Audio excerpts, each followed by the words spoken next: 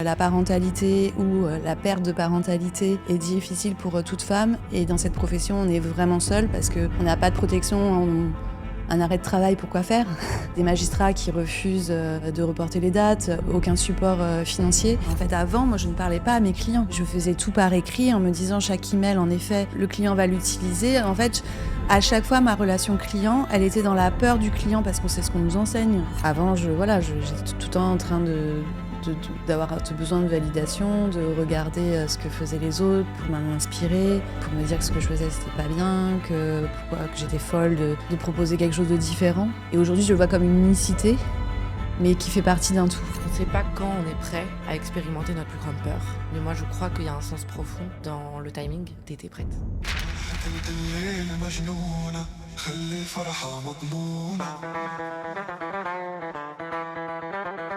Aujourd'hui, on t'accueille, Delphine. Tu es un membre de Avocation et tu as fait un saut quantique. Ce que je veux dire par là, c'est que tu es passé d'une situation qui était... Comment tu la qualifierais ? De grande solitude et de honte professionnelle, de marasme en fait. Ah, À une libération, une intégrité découverte et à un rapprochement du coup avec moi-même, avec mes clients. Donc un mieux-être impressionnant. et bien évidemment, on parlera peut-être de chiffres un peu plus tard, car ce n'a pas été qu'un mieux-être psychique ou émotionnel, mais aussi un mieux-être de sécurité matérielle, financière. Bravo pour ça. Donc aujourd'hui, à travers des petits jeux et des questions, on va apprendre à te connaître.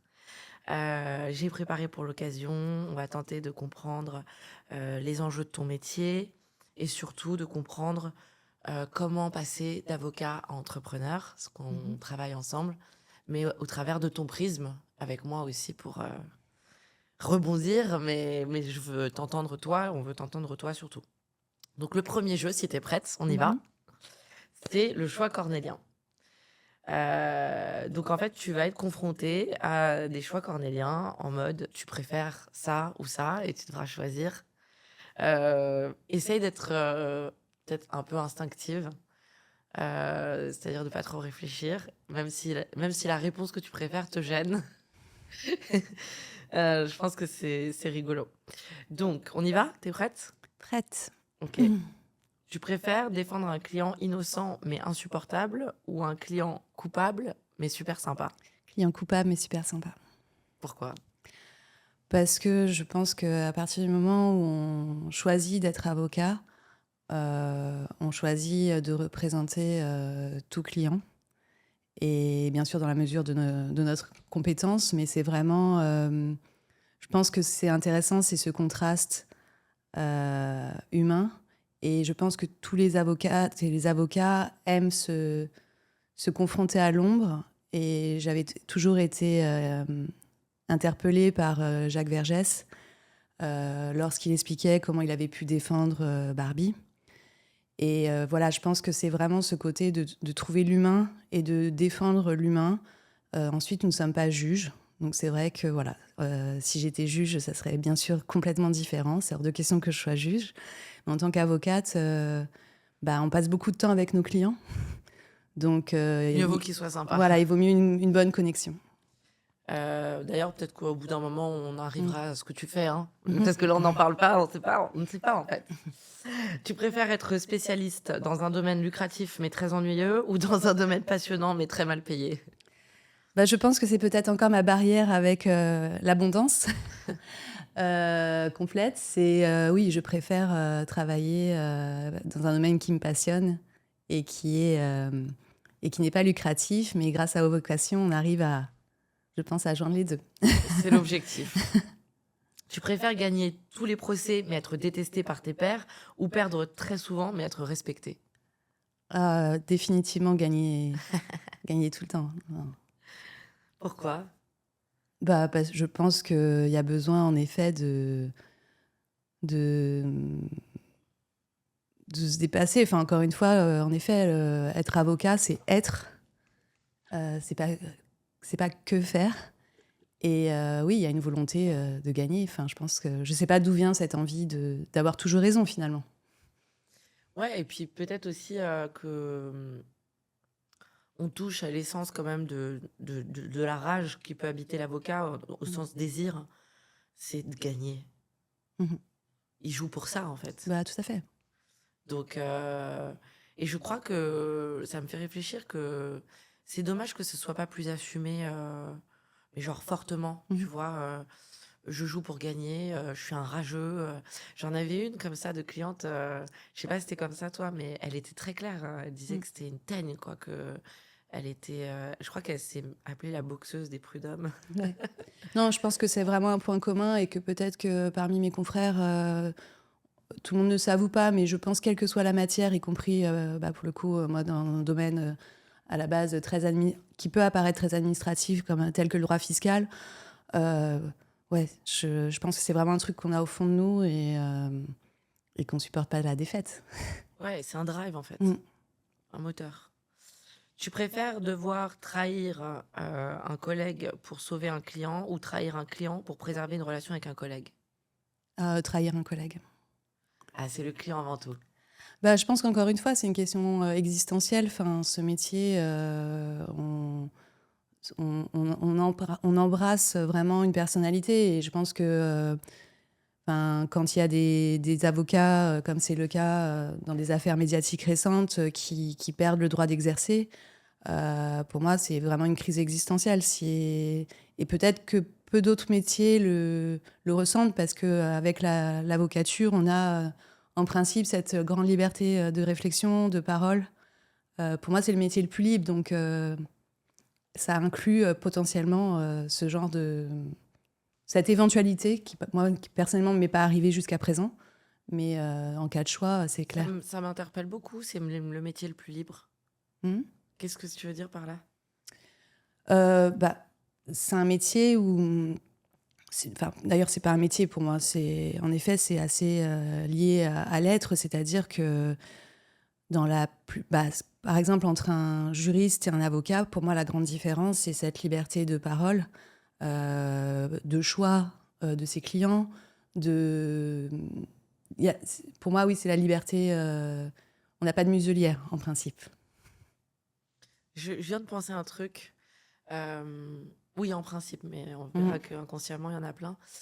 C'est qu'on est à Dubaï Mhm. ensemble et je pense qu'il faut quand même contextualiser parce que, en fait, pourquoi je porte des lunettes? Parce que ça fait 3 jours qu'on sort tous les soirs et qu'on est fatigué et que moi, la lumière, là, elle m'agresse. Qu'est-ce que tu fais là à Dubaï? Je te suis.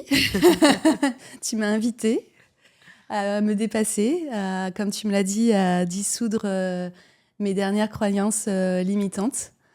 En effet, je suis là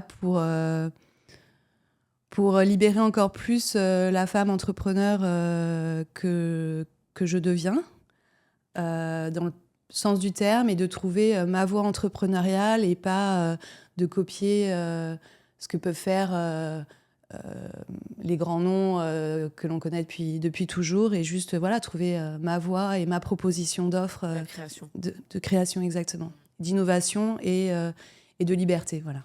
Ouais, ben, voilà, on la Tout retrouve. à fait. Et du coup, juste pour expliquer, donc tu es ma cliente depuis, on a vu là à peu près 1 an et demi. Mhm. On a fait un super chemin dont on va parler. Et effectivement, tu faisais partie de mon accompagnement Infinite Growth. Mhm. Et donc, j'ai invité 3 clientes à me rejoindre. C'était une proposition. Je propose, vous disposez. Vous avez toutes dit oui parce que j'étais là pour 2 semaines et on fait que se découvrir et se connaître sous un angle qui est de l'ordre de l'amitié et de la sororité. Mhm. Et Merci beaucoup. Enfin, voilà, c'est quand tu as proposé, pour moi, voilà, il n'y avait pas, pour le coup, lever des barrières mentales parce que je pense que j'ai suivi un peu tous tes programmes que tu as proposés. Pas sans hésitation, mais pour moi, en effet, te suivre à Dubaï était vraiment dans la continuité et était beaucoup plus naturel. Le plus dur pour moi avait été de rejoindre le bootcamp. Mm. d'être dans cet effet groupe, de lâcher les vulnérabilités, de partager les questionnements avec des confrères que l'on ne connaît pas. Moi, c'est vrai que j'ai toujours privilégié le one-to-one, d'où voilà, le programme Infinite Growth. Mais voilà, le bootcamp, pour moi, avait été le plus gros challenge. Pour moi, finalement, venir à Dubaï, Ça va, c'est c'est naturel. facile. Voilà. Oui, c'est vrai que le bootcamp, c'est Un exposant parce paradis fiscal, je suis à l'aise. Donc, il n'y a pas de problème. qu'on va y venir. Mais oui, effectivement, l'objectif de ce voyage, c'était... Moi, je venais pour plusieurs raisons professionnelles, mais c'était aussi de dissoudre les résistances qu'on peut avoir par rapport à cette notion, paradis fiscal, toute la vision qu'on peut avoir de Dubaï de négatif finalement, et de venir tester ça. Et c'était l'invitation que vous veniez tester ça, même si certaines connaissaient déjà. Après, pour Et- moi, si je peux me permettre une remarque, c'est que justement, c'est moi la raison de mon anxiété aujourd'hui, de mon stress, etc. C'est que pour moi, c'est vraiment émouvant d'être là aujourd'hui, avec le chemin qui a été parcouru, mon point de départ, et aujourd'hui qui pour moi n'est pas un point d'arrivée. Et voilà, c'est pour ça, enfin, je suis extrêmement émue, et quand je suis émue, je suis tendue. Cool. De vivre l'émotion dans la détente, ça va être ça Mais qu'est-ce qui te notre... fait peur, toi? Qu'est-ce qui me fait peur? C'est quoi ta plus grande peur? L'amour. Je l'ai compris hier. D'être aimé. Et je crois que c'est une peur universelle de l'être humain. Et j'ai passé tellement de temps à... Notamment ma mère. Tu m'aimes pas, ma mère. J'ai passé ma vie à me dire que ma mère m'aimait pas. Alors que c'est totalement faux. Et je pense que j'ai beaucoup, malgré moi, inconsciemment, rejeté l'amour. Et j'ai compris que mes clients m'aimaient. C'est parce que moi, je sais que j'aime mes clients, mais tu vois, ce voyage aussi, ce que vous m'avez dit, ce que tu m'as traduit, j'ai dû recevoir quoi, que je suis aimée et que c'est OK et que c'est safe. Et donc, ouais, c'est ma plus grande peur et en même temps mon plus grand désir. Je pense que c'est souvent d'ailleurs notre peur et notre désir. Et du coup, je crois que je suis en train de la transcender ici à Dubaï. Et ce matin, j'avais une amie en ligne et je lui disais, tu vois, je pensais que Dubaï, ça allait ouvrir un truc du côté de l'argent. Et en fait, ça m'a fait exploser le cœur. Et parce que vous êtes là, mais parce que aussi, il y a une sécurité ici, je trouve. Et puis, les gens, tous les gens qui sont là, je les trouve safe et multiples. Et je sais pas, je ressens l'unité dans... Je suis très étonnée de l'espace que ça ouvre et ça va complètement à l'opposé de ce qu'on peut imaginer de cette ville. Parce que nous, en fait, on l'a pas joué comme ça, quoi. Enfin, on l'a joué... on est venu dans cette ville avec une intention de cœur. Donc, en fait, Dubaï, pas Dubaï. Qu'est-ce que t'en penses? Oui, et puis moi, ça me fait résonner sur des échanges qu'on a eus au cours de ces jours sur le lien que tu nous as proposé entre les l'argent et le lien. Donc finalement, là, quand tu mentionnes que c'est le cœur qui a explosé, bon, voilà, l'abondance est là. Ouais, peut-être qu'il faut contextualiser un peu, mais en gros, on a fait un petit gathering d'ouverture quand elles sont arrivées et j'exposais mon ressenti que pour faire de l'argent de façon, on va dire, intègre, parce qu'il y a plein de manières de faire de l'argent, et plein de mindsets dans lesquels on peut faire de l'argent, mais moi, en tout cas, la façon dont je l'enseigne, c'est une réparation du lien humain. Parce qu'en fait, on travaille avec des humains, surtout quand on est avocat. Et donc, c'est la confiance, la sécurité dans la relation, l'amour qui peut circuler, que c'est pas dangereux, etc. Et plus tu ouvres et t'es toi-même, plus on a envie de travailler avec toi parce qu'on se sent en sécurité avec toi. Et Qu'est-ce qui t'énerve le plus dans les remarques qu'on peut te faire sur ta proposition d'accompagnement? Quel est le pire reproche pour toi? C'est pas un reproche, mais c'est le truc. Ce qui m'agace, c'est ce truc qui revient beaucoup dans le collectif de oui, mais pas tout de suite. Oui, mais là, je suis pas prêt. Oui, mais là, j'ai beaucoup de choses. T'as toujours beaucoup de choses. T'es toujours chargé. C'est pour ça que t'en as besoin. Viens te décharger, viens te déposer. Souvent, il y a cette incompréhension que on va rajouter de la charge. Parce qu'en général, une formation, c'est ça que ça fait. Mais moi, nous, on fait des déformations. On fait pas des formations. On déprogramme, on enlève. Ouais, enfin, moi, pour le coup, enfin, je pense je sais pas si on en rediscutera après, mais justement, comme tu le disais, enfin, l'accompagnement que tu proposes, il est tout sauf hors sol. Et il est très concret. Donc, pour moi, il y a quand même une vraie formation, au sens où il y a un vrai partage de savoir. Après, ton objectif, c'est en effet de nous alléger. Et on ressent cet allègement avec la liberté que tu nous donnes aussi dans notre engagement. Mais pour moi, ouais, je trouve pas que c'est des formations. Peut-être l'objectif, c'est de nous déstructurer pour qu'on reprenne de nouveaux réflexes. On déconstruit. Mais enfin, je pense que c'est important pour les confrères qui peuvent avoir envie, avoir besoin de soutien et que c'est une vraie formation et il y a un vrai savoir avec une ouverture sur des outils. Enfin, c'est très riche, voilà. Bah, merci. On reprend le jeu. Tu préfères perdre tout contact avec tes proches pour réussir ta carrière ou sacrifier ta carrière pour préserver ta famille? Pas Je facile. pense que compliqué. Je pense que ce serait sacrifier ma carrière, mais je suis pas sûre de ma réponse. Ouais, il y a un fond de morale. Oui, puis comme je disais, il y a une question identitaire dans cette pratique, donc c'est voilà. Pour le coup, enfin, je peux pas être assertive sur cette question. Ok, c'est ok. Tu préfères refuser un dossier, ça tu vas y arriver plus facilement.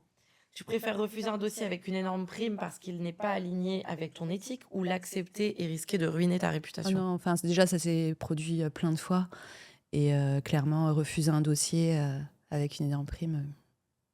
C'est ce que tu choisis. Oui, parce qu'encore une fois, bah, moi dans le domaine fiscal où j'exerce, on a des vraies limites. Enfin, les médias nous font passer pour des complices de fraude fiscale, mais c'est l'antithèse dans la réalité où, voilà, avant d'accepter un client, on doit faire des contrôles. Il y a savoir, ça peut être OK de défendre un client, justement, au niveau pénal, au niveau procédure, on peut prendre n'importe quel client ou tout client. En revanche, dès qu'on est en conseil, on a des vraies questions, des vraies obligations professionnelles. Et donc, oui, ça s'est pesé à plein de fois et je suis très heureuse d'avoir refusé. J'ai l'impression que plus j'avance, plus les apparences sont trompeuses. L'idée qu'on se fait d'une chose, l'idée qu'on se fait d'un avocat fiscaliste, l'idée qu'on se fait d'un avocat tout court, l'idée qu'on se fait de Dubaï, l'idée qu'on se fait d'un accompagnement. Et ouais, c'est... Comment tu deals avec cette projection qu'il peut y avoir sur ta pratique? Alors, tu me poses la question aujourd'hui. Donc aujourd'hui, rien à foutre. Trop bien. Voilà. Rien à foutre, non pas, voilà, si c'est des critiques constructives, si la personne a envie de comprendre, je suis la première à vouloir faire la pédagogie. Il faut souvent d'ailleurs faire la pédagogie vis-à-vis des clients qui sont plus ou moins adaptés, enfin qui ont plus ou moins une habitude d'avoir des questions fiscales, de parler à un avocat. Donc pour moi, quand je réponds par le rien à foutre, c'est juste que si en effet c'est une remarque gratuite et que la personne, en tout cas, la lance mais n'attend pas un dialogue, rien à foutre. Voilà. Et je l'ai beaucoup vécu parce que moi, je viens d'un milieu de la fonction publique, d'enseignant dans le service public depuis Jules Ferry. Donc les premiers à m'avoir fait ce type de critique, pardon, c'est marrant, je bute sur le mot. C'est ma mère. Ce sont mes professeurs d'histoire. Voilà, pour eux, c'est pactiser avec le diable. Alors qu'ils sont athées souvent. Bien sûr, mais le paradigme est toujours là en toile de fond. Allez, on continue. C'est la dernière. Tu préfères que tous tes échecs soient affichés publiquement ou que tous tes succès soient attribués à quelqu'un d'autre? J'adore. Ah, moi, c'est... Alors, aussi aujourd'hui, je peux être beaucoup plus j'espère pas péremptoire, mais assertive, clairement, afficher mes échecs publiquement. Okay. Et quelque part, ce podcast est un peu cette première étape et cette première action de mise en place de cette position, en fait. Qui est tellement puissante. C'est tellement puissant de transcender la honte et de dire That's me. Puis moi, j'ai toujours été... Enfin, je pense que ça fait partie de ma personnalité que j'adore jouer, j'adore gagner, mais dans le cadre des règles, en fait. Et que pour moi, ne pas gagner en ne respectant pas une règle, en fait, oui, mon ego me fait dire que je suis un peu méprisante, en fait. Voilà. Si tu gagnes en respectant pas une règle, t'as l'impression d'être méprisante? Bah, en tout cas, moi, je peux pas l'envisager. Voilà. Mais du coup, c'est ça qui est intéressant, c'est que moi, parmi mes clients, il y a tout type de clients. Il y a des personnes qui ont une appétence au risque, à jouer avec les règles, mais c'est là que c'est la beauté de notre profession, c'est qu'on s'abstrait de notre pseudo-moralité pour les accompagner. Ouais, bah ça rejoint un peu la notion de canal. On se met en service. Exactement. La notion de service. D'ailleurs, j'aime énormément l'humilité au sens de humus, la terre, et de se mettre en service. Que c'est ça l'humilité en fait, c'est d'être en service. Et effectivement, notre personnalité, c'est pas le sujet. On doit un peu mourir à soi pour pouvoir être en service. Après, comme on l'avait vu, pour pouvoir se mettre dans cette posture de service, il faut des strong boundaries, de savoir qui on est et avoir des limites, parce que sinon, ça peut être place à l'abus. Tout à fait. Et la personne t'abuse. Et ça, je pense que c'est un des trucs sur lesquels on a le plus travaillé avec le collectif.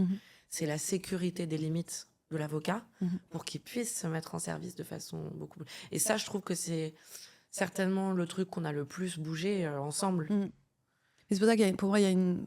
c'est sans doute un peu hors sujet, mais il y a une vraie contradiction lorsque des avocats pratiquent la politique. Et parce que tout est ouvert, mais voilà, à un moment, il y a quand même ce qu'on pense profondément. Ça ne regarde pas en tout cas un client, et en tout cas dans notre profession, ça ne devrait pas rentrer en jeu. Enfin, moi, j'ai ce côté un peu puriste des bancs de fac. On va passer au deuxième jeu. T'es prête? Je vais te poser une série de questions rapides et tu devras y répondre par oui ou par non le plus rapidement possible. Tu auras un chrono de 2 minutes pour répondre au maximum de questions. Yes. Je vais lancer le chrono. Es-tu prête? Je suis là. Bravo, bravo, bravo. Est-ce que tu rencontres souvent des clients difficiles? Non. Trouves-tu que la pression dans ta profession est souvent trop élevée? Oui. T'arrive-t-il de douter de toi en tant qu'avocate? Oui. As-tu déjà eu des moments où tu as envisagé de quitter la profession? Oui. Est-ce que tu as parfois du mal à te détacher des émotions dans certains dossiers? Oui. Être avocat, ça vaut le coup? Oui. Trouves-tu qu'il est difficile de se démarquer en tant qu'avocat? Non. Tu arrives à séparer la vie pro de la vie perso? Oui. Est-ce que tu utilises les réseaux sociaux pour développer ton activité? Yes. Yes. Trouves-tu qu'il est important de bien savoir se vendre en tant qu'avocat? Oui. Est-ce que tu réussis à prendre du temps pour tes proches? Oui. Est-ce que ta famille comprend bien ton métier d'avocate? Non. As-tu déjà été critiquée pour un dossier en particulier? Oui. Tu rêves parfois de tout plaquer? Oui. T'es-tu déjà retrouvée à travailler pendant les vacances? Oui. Penses-tu que ton métier impacte ta vie sociale? Oui. Est-ce que tu prends des pauses régulières pendant ta journée de travail? Yes. La santé mentale est-elle un aspect important de ta gestion quotidienne? Oui. Est-ce que tu penses que les jeunes avocats sont suffisamment préparés à la réalité du métier? Non. Es-tu souvent confronté à des clients qui ne veulent pas écouter tes conseils? Oui. Est-ce qu'un avocat peut être entrepreneur? Oui. La concurrence entre avocats te pousse-t-elle à constamment te dépasser? Non, si je peux me permettre un commentaire, c'est pas la concurrence. Trouves-tu que les clients ont des attentes démesurées envers les avocats? Non. Est-ce que tu penses que l'intelligence artificielle remplacera un jour les avocats? Non. Ouais. Bravo. Combien de questions? On en a fait 24. Pas mal. T'as presque tout fait. Comment tu te sens? Plus détendue. Voilà. Ça se voit. C'est cool. Le podcast peut commencer. Bon, bah voilà, c'était juste pour... Petit côté diesel, c'est comme ça. Voilà. Maintenant, on va se détendre. Parlons de cul. J'aimerais qu'on aborde quelques points pour mieux comprendre ta situation et les difficultés que tu rencontres en tant qu'avocate. Et comment le bootcamp, notamment, a pu t'aider là-dessus. Mhm. Par quelle porte es-tu entrée au sein d'Avocation ? Alors, je suis entrée par, je pense, l'été 2023. Je te suivais sur LinkedIn et à l'époque, tu proposais un accompagnement one-to-one. Et donc, j'ai eu la chance d'avoir ce premier accompagnement dédié pendant un peu plus de 9 mois à distance.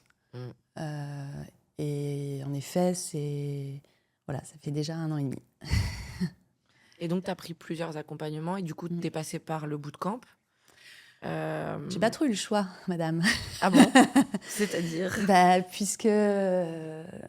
Puisque tu poses ton cadre, c'est un moment où, en effet, tu as indiqué je ne fais plus le one-to-one. Donc, c'est le bootcamp maintenant, ou sinon, tu trouves autre chose. Donc, j'étais peut-être en mode, un peu en dépendance peut-être à ce moment-là. Et bien sûr, je ne l'ai pas regretté parce que c'était simplement que le collectif me faisait extrêmement peur. Aujourd'hui, je pense que c'est ma plus grande richesse et j'en suis vraiment extrêmement ravie. Ouais, je vous force pas, entre guillemets, à venir en collectif pour vous faire chier, c'est pour vous aider. Mais effectivement, ça peut faire chier et ça peut nous confronter. Et pour l'avoir vécu, l'entrée dans le groupe. Donc, dans quelle situation tu étais avant de rejoindre Avocation ? Et on peut peut-être parler plutôt d'Avocation du bootcamp, peut-être plus précisément. Donc oui, effectivement, je faisais plus de one-on-one. En gros, c'était ça ou rien. Mais il y avait quand même, je pense, une demande derrière. Pour toi, tu avais un besoin. En fait, oui, le point de départ de ma situation professionnelle, j'étais vraiment arrivée, comme je l'ai dit, à un point très très bas au niveau financier. Puisque je crois qu'avant de commencer le bootcamp, j'avais des mois où je facturais 8 000 euros. Quand les charges représentent plus de 45 000 euros par mois. Donc, situation financière vraiment désastreuse. Un changement, aussi un trou d'air énorme en termes de demande. Parce qu'en effet, un chiffre d'affaires fluctuant avec un mois à 100 000, un mois à 8 000, c'est déjà arrivé. Mais là, en fait, il y avait une combinaison d'une trésorerie alarmante, d'une absence de nouveaux dossiers. C'était à la suite du départ de mon ex-associé quand j'ai repris le travail après mon congé maternité et avec des clients qui ont été invités à être détournés du cabinet. Donc vraiment, situation financière, pas de perspective, plus de perspective et du coup, une perte de sens dans mon approche parce que... Et une trahison. Un vécu de trahison. Ça, voilà, exactement, au niveau personnel, crise identitaire, mais c'était vraiment, Oui, je pense que vraiment j'ai touché le fond parce que j'essayais en effet de paraître. J'avais suivi d'autres formations, coaching, mais très business, où on me parlait de faire des plans d'action, etc. Mais c'est un moment où, oui, il fallait de l'humain, il fallait réussir à libérer la parole, la honte, en fait.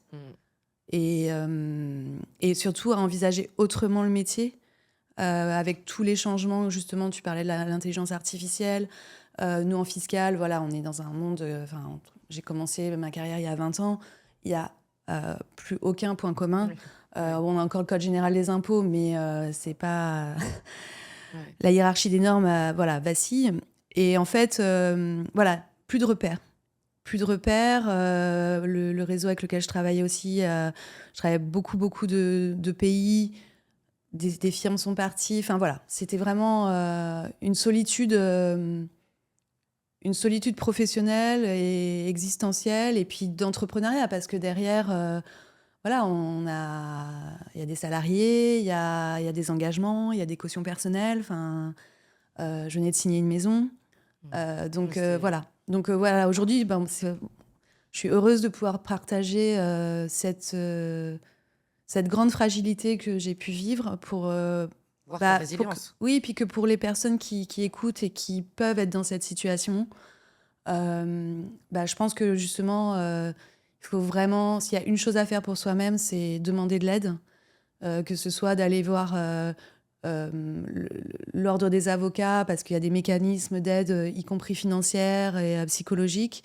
Et puis, idéalement, voilà, d'avoir un accompagnement avec des personnes comme d'échanger avec des confrères et d'être dans un monde où on peut parler, se livrer. Être vulnérable Exactement, en ensemble sans être sécurité. jugé, en Absolument. sécurité. Oui, parce qu'en fait, c'est ce que je dis souvent. Je dis ce que le groupe t'apporte, je ne peux pas te l'apporter. Moi seule, c'est impossible.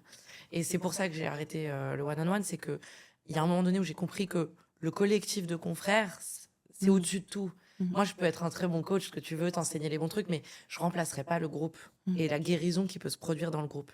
Et donc, du coup, si j'entends bien ce que tu dis, c'est que en fait, t'avais super peur du groupe et ça t'ennuyait, mais en fait, c'était le truc dont t'avais besoin. Et en fait, c'est pour ça que t'es venue Oui, finalement j'avais peur du inconsciemment. groupe parce que j'avais honte de... Enfin, moi, ces difficultés-là, il y a uniquement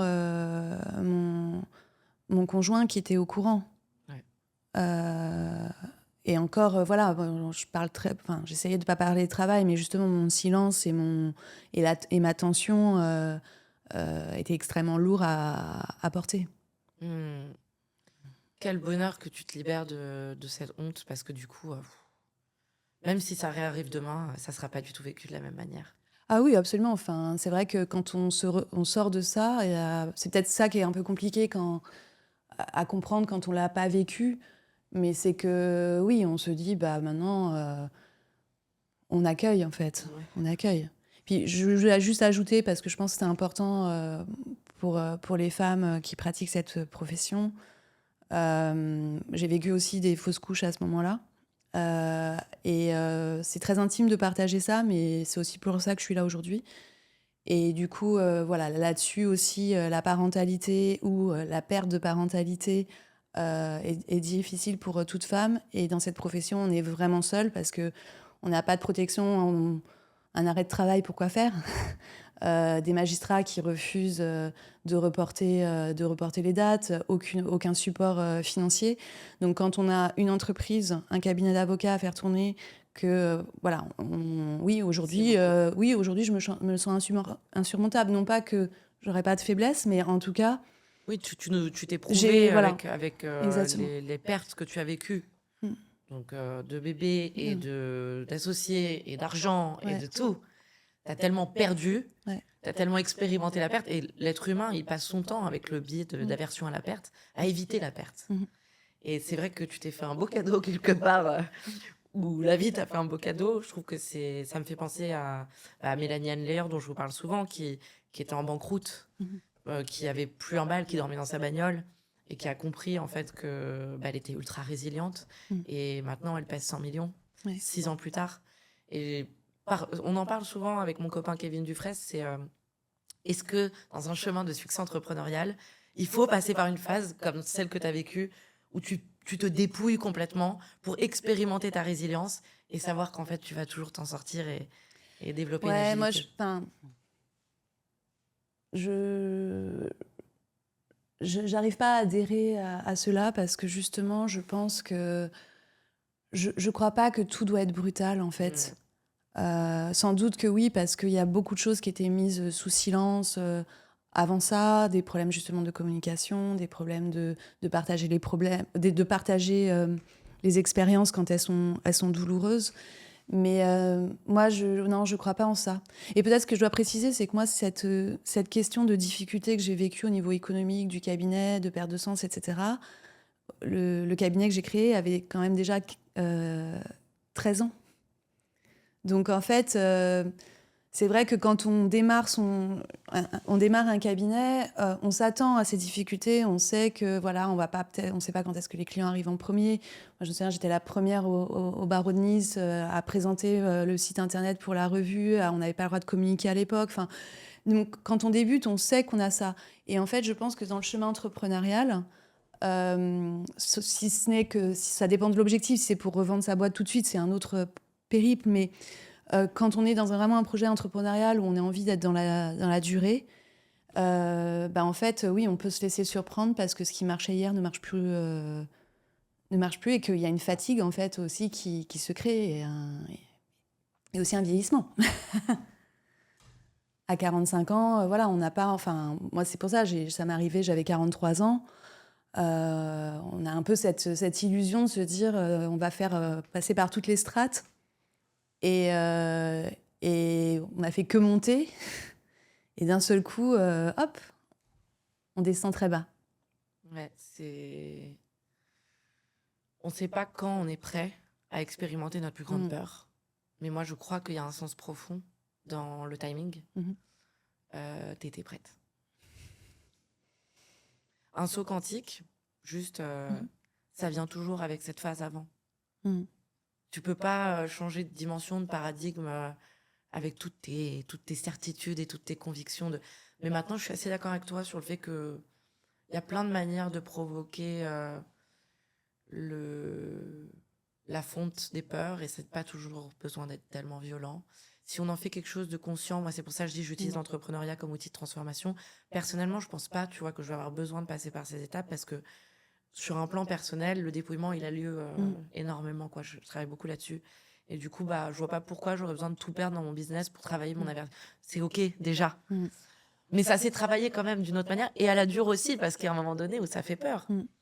Mais oui, je crois que plus on met de la conscience dans le chemin entrepreneurial, plus on est en sécurité et on peut, du coup, ne pas avoir à vivre ce genre d'épreuve. Mais en tout cas, je le vois, je sais pas toi, mais plutôt comme un signe. Et d'ailleurs, t'es remonté assez fort au niveau financier.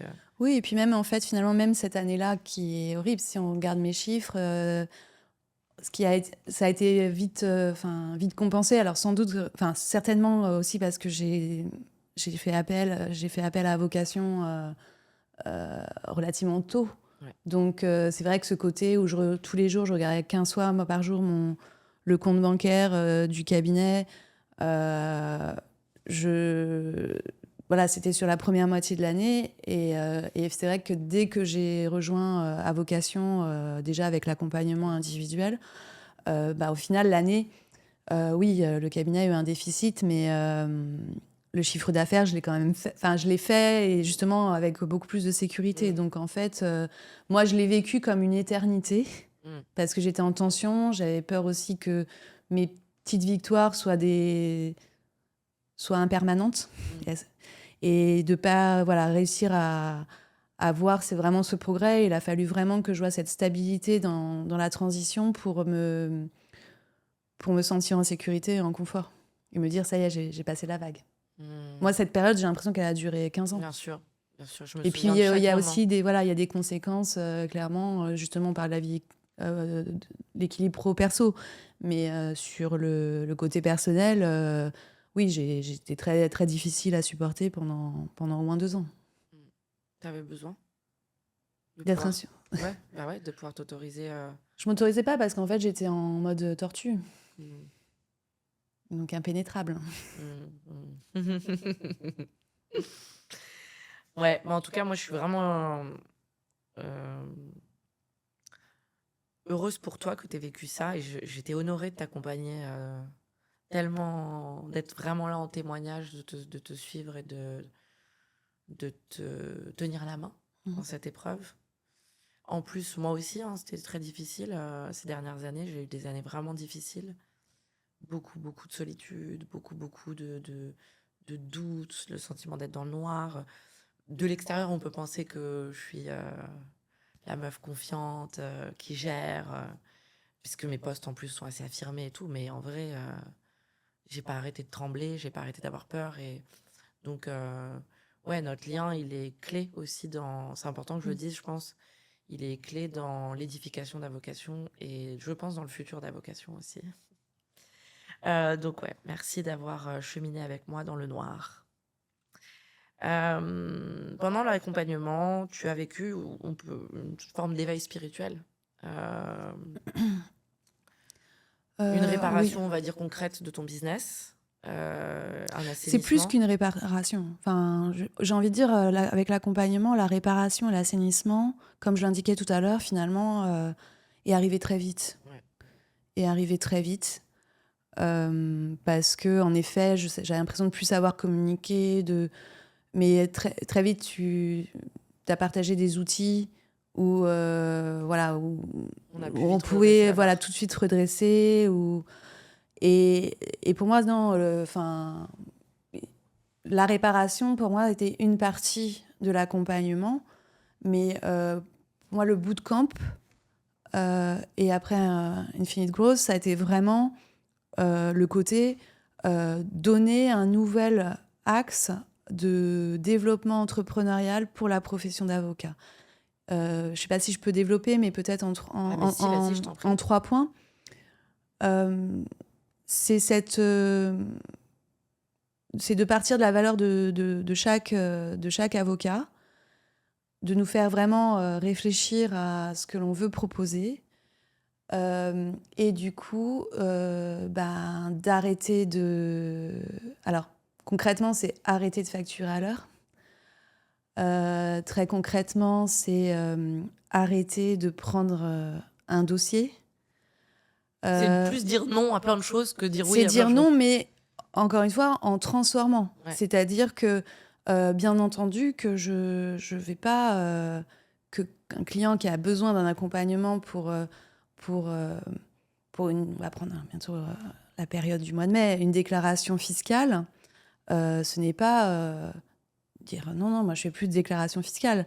C'est simplement, d'ailleurs, enfin moi c'est ce que j'accompagne là mes clients premium dans cette démarche, c'est dire ok, quelles sont finalement les difficultés chaque année. On a les informations en retard. On connaît pas le client parce qu'il nous contacte une fois tous les ans.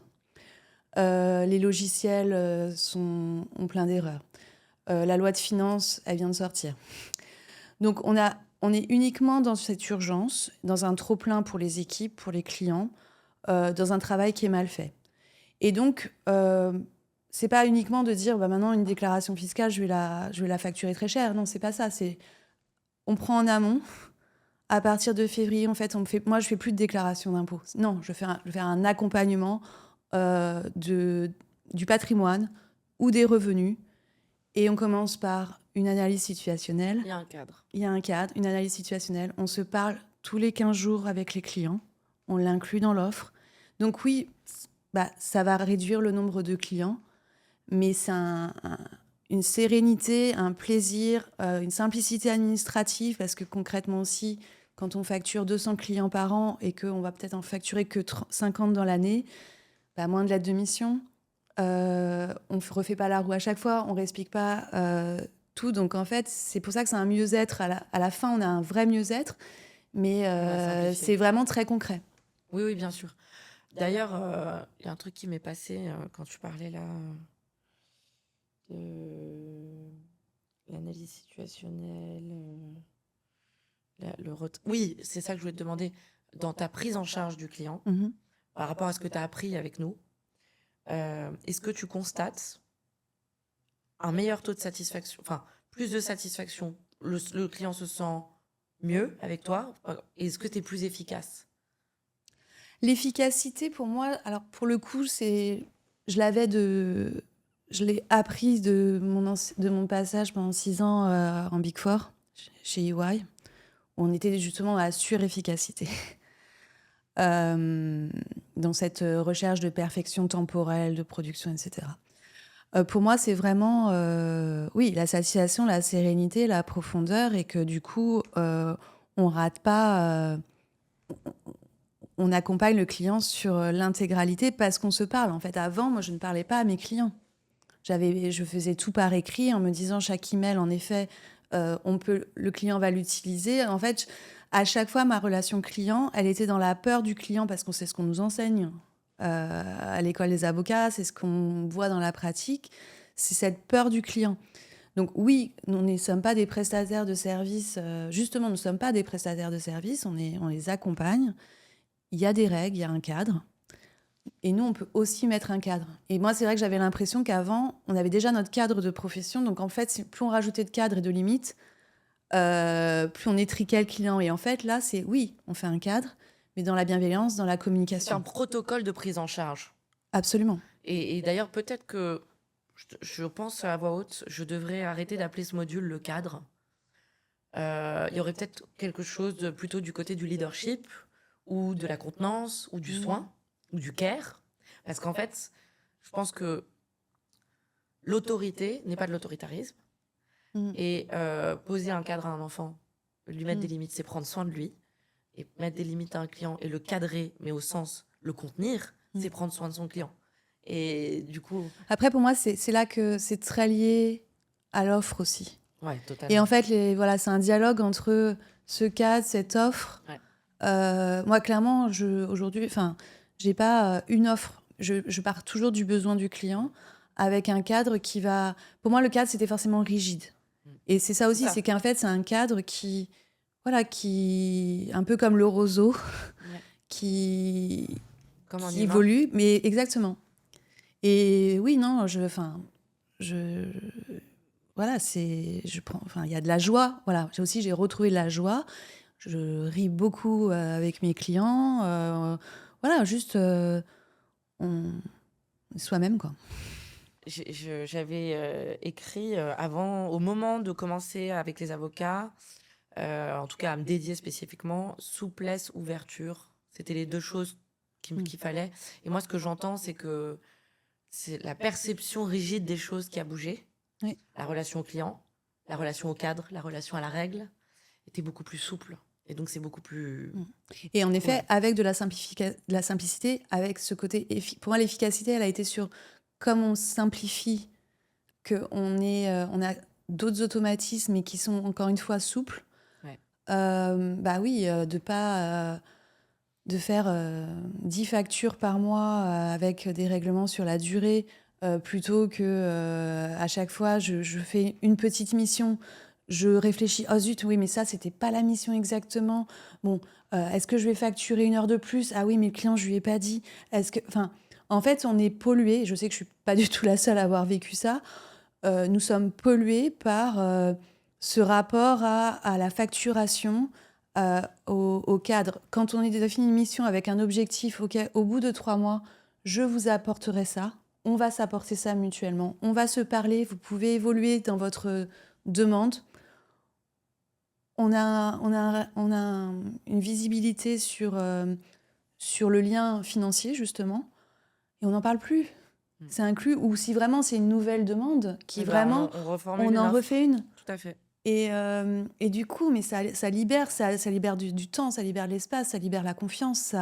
C'est pour ça que il y a un côté magique et que parfois dans le groupe, on peut t'appeler notre gourou parce que c'est à la fois tellement simple, mais pour le traduire et le vivre, c'est autre chose. Moi, ça m'hallucine que je sois la seule à transmettre ça. Parce qu'en fait, c'est ce dont la profession a besoin, quoi, vite. Et ouais, je me dis, je pense à terme, idéalement, il faudrait juste donner ça à l'école. Et que ça puisse commencer à s'ouvrir, tu vois. Pour moi, c'est vraiment un autre un troisième modèle, on va dire. Enfin, moi, j'étais convaincue de m'inspirer et que ma source d'inspiration était les Big Four, les cabinets extrêmement, extrêmement structurés. Et donc, j'aspirais tout le temps à faire comme eux, à avoir la même typologie de communication, à voilà, être dans leur cadre finalement. Ou sur l'autre côté du spectre, des confrères pour qui toute question de process, c'est de moins en moins le cas, hein, mais ça fait 20 ans quand même que j'exerce, donc pour qui toute question de process, quand Internet est apparu, non, surtout je veux pas d'Internet. Bon, j'ai envie de dire une certaine archaïsme, encore une fois, pour le coup c'est un jugement de valeur, mais ça correspond à une époque. Et du coup, il n'y avait rien, en fait. J'arrivais pas à trouver une idée. Je voyais bien que ça me convenait pas. Je regardais ce que faisaient les experts comptables aussi, parce que je travaille régulièrement avec des experts comptables, dans les professions du chiffre. j'ai beaucoup appris parce qu'il y a plus de simplicité, mais pas la nuance nécessaire pour notre profession d'avocat. C'est pas pareil de préparer des liasses fiscales chaque année, justement d'être vraiment l'interlocuteur au quotidien, que d'être un avocat qui va être spécialisé dans un domaine et qui va être amené à travailler intensément sur une période donnée.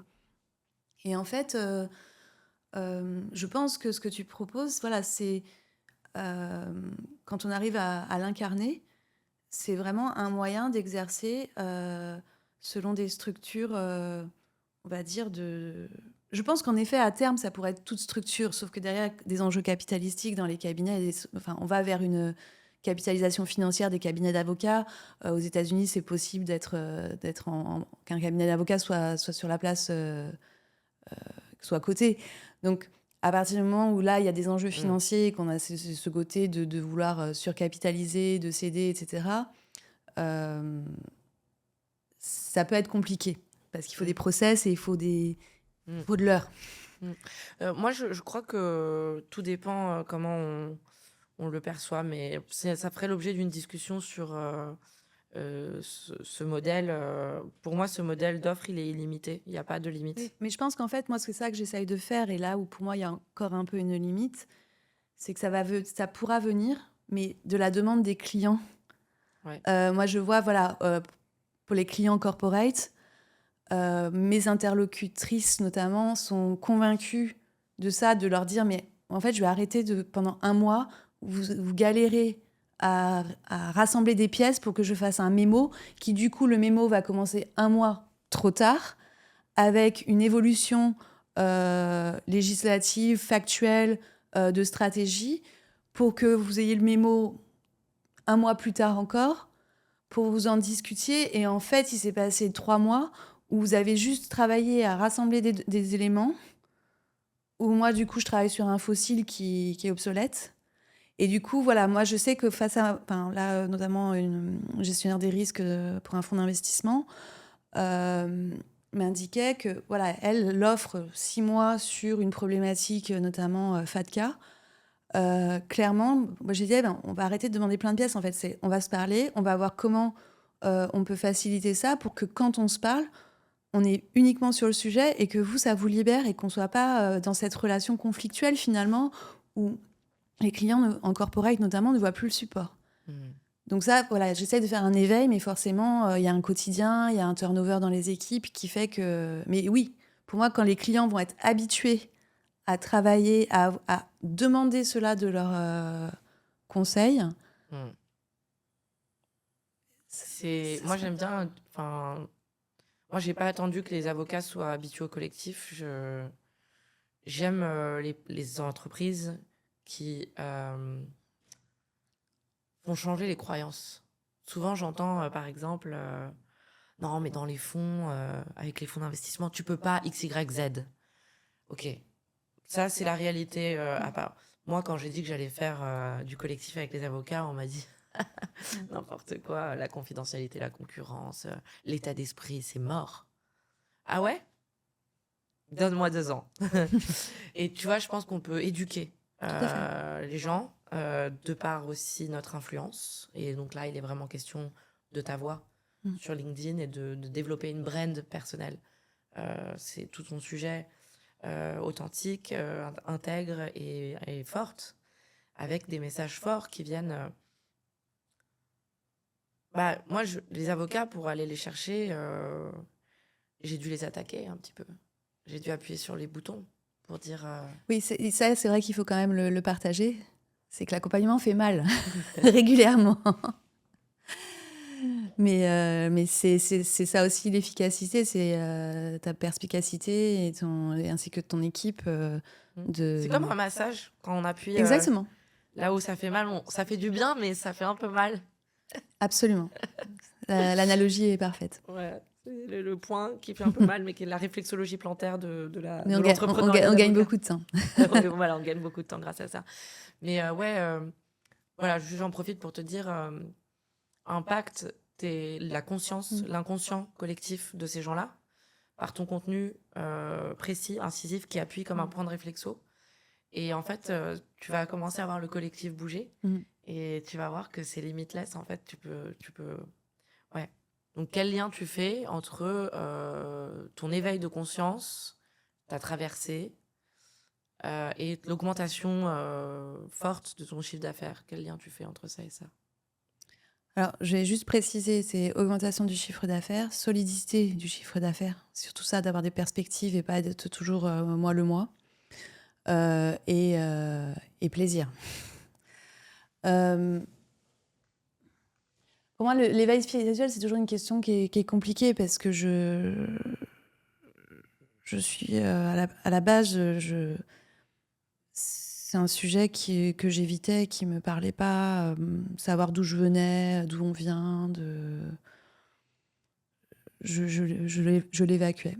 Et puis, je suis allée en Inde et le regard des femmes, notamment sur les routes entre Jaipur et Udaipur, ne peut pas laisser insensible la plus athée des personnes. Et c'est vrai que j'ai commencé en effet à être plus à l'écoute de mon entourage.